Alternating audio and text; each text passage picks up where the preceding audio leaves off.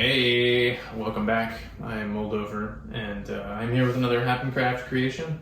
It is Blinky, this illuminated keyboard with 3,644 LEDs.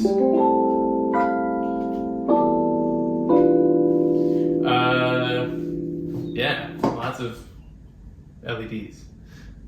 This is going to be a little deep dive video, so if you just want the quick lowdown on how this works, there's another video you can check out. And here I'm going to get through all the gritty details of how this thing was made, how it works. So this enclosure is made out of polycarbonate, this clear, really durable material. The frame is made from brushed aluminum extrusion and these stainless steel ball corners. It's mostly fastened together with rivets for that clean, flush, tight look. Kind of looks like a road case. That was the inspiration. There are other kinds of hardware on the periphery where you can unscrew, open up the case for modifications or what have you. The keys are all 3D printed from translucent material that I chose carefully after testing a whole bunch of different materials. It's really highly durable, it's extremely UV resistant. I'm imagining this could be in a sunny room like this one, or outside being played at festivals, who knows what, so UV resistance was key. There are these really cool laser cut pieces of diffusion inside each key. I made like an inverse two-dimensional shape of each of the geometries of the different key shapes, and yeah, laser cut diffusion to fit on the inside of the keys. So they're all hollow and they have many LEDs packed closely together, but they're so close to the surface of the key you still need that diffusion to get like a nice diffuse look. And they don't look awesome always on video without the right settings, like I said. You can see they're extremely bright. They can be highly bright. But that makes them like a little tricky on video if you're not planning ahead, because this camera is always like trying to adjust, and usually you aren't pointing your camera at bright light sources like this one, so hopefully this video looks good. There's a lot of hand wiring. I made a note about that, but yeah, I didn't do every single connection. I bought some like pre-made connectors that are attached to each key.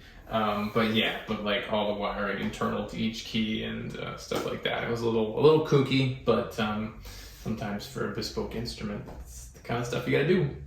The electronics are in here mostly. There's a Arduino compatible microcontroller called a Teensy, one of my faves.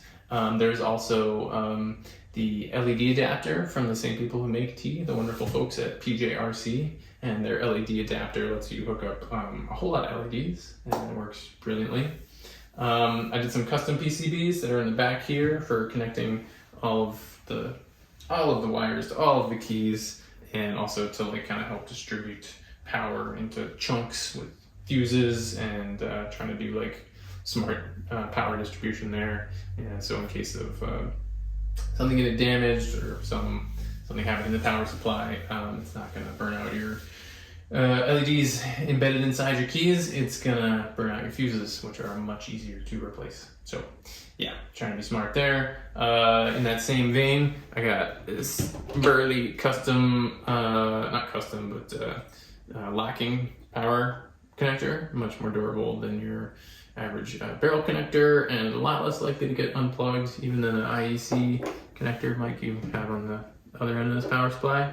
So that is great. I also did illuminated modulation and pitch wheels, and those colors match the on keys of whatever you're playing.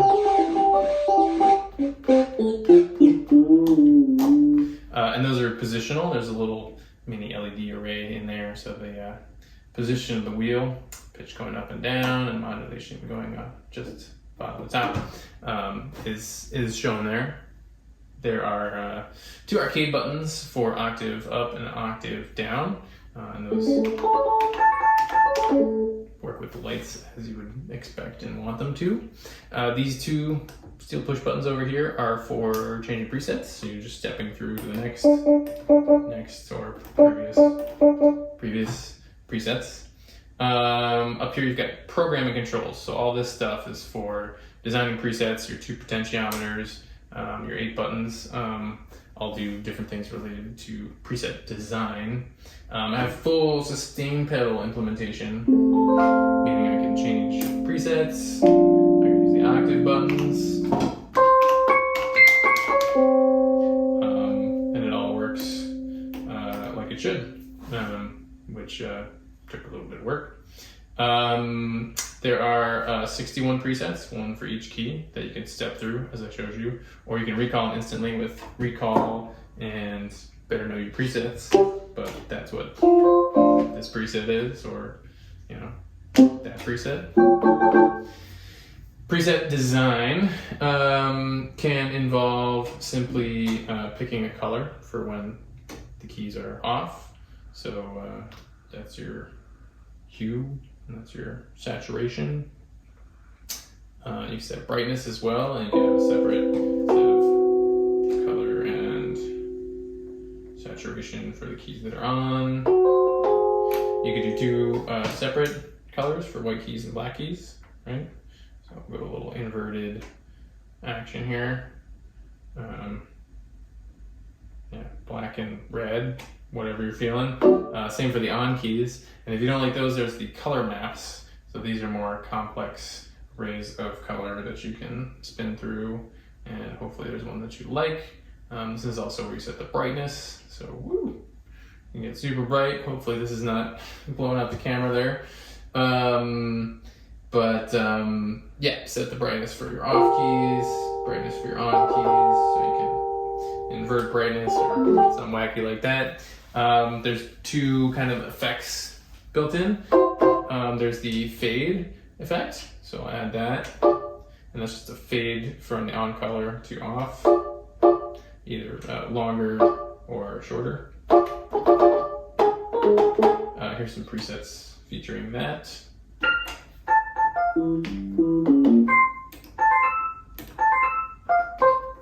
Just kind of a softer effect rather than the hard on-off.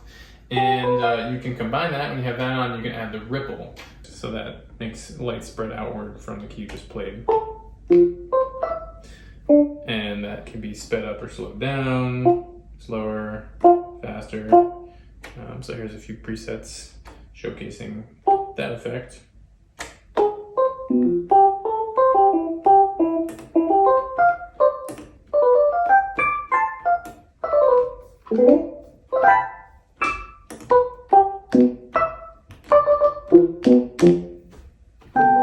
You can also control the whole thing externally from incoming MIDI, so that could be notes coming in.